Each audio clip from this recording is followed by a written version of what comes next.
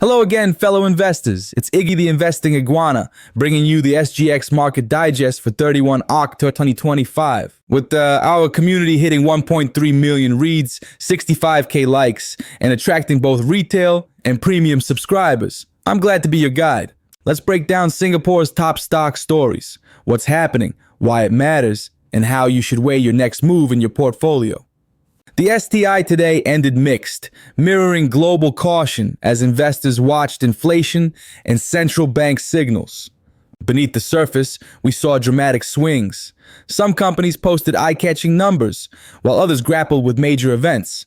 Wilmar's reported third-quarter loss of $347.7 million was a shock, as last year they showed a profit of $254.4 million. The big culprit?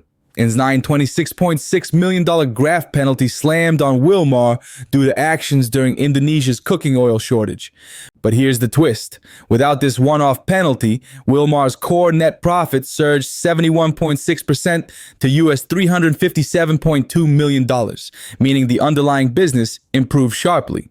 Iggy's take. Wilmar's numbers illustrate the difference between headline news and real business performance. On the research side, Wilmar's growth was powered by resilient agribusinesses, especially palm oil production and trading, plus better margins from refined products. The market punished the share price preemptively due to uncertainty, but management insists the penalty is a one-off, tied to unusual regulatory conditions last year. If you believe management, Wilmar may rebound as investors refocus on profit rather than penalties. Risk-tolerant investors might see this as a value play, but it's vital to monitor further updates from Indonesia. Any repeat issues could damage Wilmar's brand and future profitability. Watch how quickly Wilmar recovers free cash flow, and if it resumes, dividend payouts. Yangzijiang Financial received Singapore Exchange's green light to spin off YZJ Maritime Development as a separately listed entity. Not only did they get approval, but the new business is capitalized to the tune of $1.5 billion, making this a heavy hitter right out of the gate. The share price held steady at $1.07, suggesting investors are cautiously optimistic. Iggy's take, listing YZJ Maritime unlocks shareholder value and lets investors target the booming maritime sector, a bet on shipping, logistics, and marine infrastructure. My analysis shows the maritime industry is entering a new growth phase, thanks to global supply chain restructuring and Asia's trade resilience. By separating these businesses, Yangzijiang can focus financial services, while the new entity can chase growth, capital efficiencies, and perhaps foreign investors. The flat share price signals wait and see, but if YZJ Maritime delivers on earnings and dividends, both stocks could re-rate higher. If you're a fan of some of the parts investing, keep both counters on your watch list. Their financials will start to diverge, letting you pick your sector exposure. Sheng Siong's third quarter earnings jumped 11.9%, reaching $43.7 million as it grew to 90 stores, up 11 from last year. Despite this, shares dipped slightly to $2.28. Iggy's take. Why did the market shrug? Sheng Siong's defensive reputation is so solid that some investors want bigger splash news to move the price up. My research found store expansion in both mature and new heartland areas, with strong retail sales even as inflation puts pressure on budgets.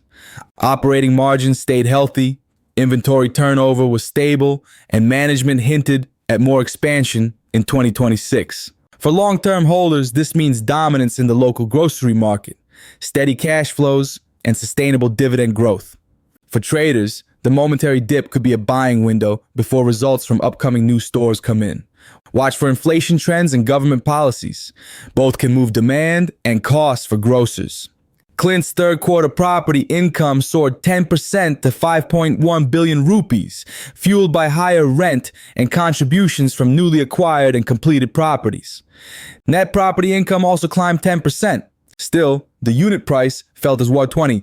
Iggy's take. Clint's growth is tied directly to India's rapid urbanization and tech sector expansion. My research shows demand for commercial real estate in major Indian cities is surging, pushing up rents and occupancy rates. Clint's strategy to add completed assets and smart acquisitions is paying off. The temporary price dip likely reflects rising global interest rates. Investors are nervous about yield spreads. But operationally, Clint is well positioned for long-term outperformance if India's economy stays on its growth track. For Singapore investors, Clint can be a bridge to emerging market returns, though currency, political, or regulatory risks remain. Keep an eye on leasing trends and capital management. Lend-Lease Global Commercial REIT reported committed portfolio occupancy of 95% for the first quarter, up from 92.1%. Its Milan property drove the jump, while retail properties hit 99.6% occupancy with rental reversion at 8.9%. The unit price closed at $65. Iggy's take: details matter here. High occupancy means predictable income, shielding the REIT from market shocks. The positive rental reversion signals rising demand and pricing power, especially in prime European and Singapore assets. My research found that Lend-Lease's focus on active leasing in Milan, plus strong management of local retail, are helping outperform weaker peers. The slight share dip is more about global REIT sentiment than company fundamentals. For income-focused investors, rising rents and near-full occupancy make this a compelling pick. Watch out for refinance risks and interest rate movements, which could hit distributions. Cordlife's executive chairman stepped down to focus on other commitments, though he'll stay on in some management roles. Shares stayed flat at $15. Iggy's take: leadership changes often unsettle investors, especially for specialized businesses like Cordlife. My research shows Cordlife is still dealing with regulatory scrutiny and operational challenges from early 2025. The hunt for a new chairman is a key storyline. It could signal fresh strategic direction or continued legacy management. For investors, there's a high uncertainty premium baked into the price. Any positive news on new leadership, regulatory clean bills, or improved earnings could spark a recovery. If you're VIA risk averse, best to sit tight. If you see deep value in niche healthcare plays, watch leadership updates closely. Today's stories show the dance between headline events and underlying business strength. Whether it's Wilmar's penalty masking its true performance, or Sheng's relentless expansion in the face of retail headwinds, investors need to dig deeper than the news flash. The best opportunities often come when the market is blinded by fear. Do your research, question the narrative, and trust your process. That wraps today's digest. What are your thoughts?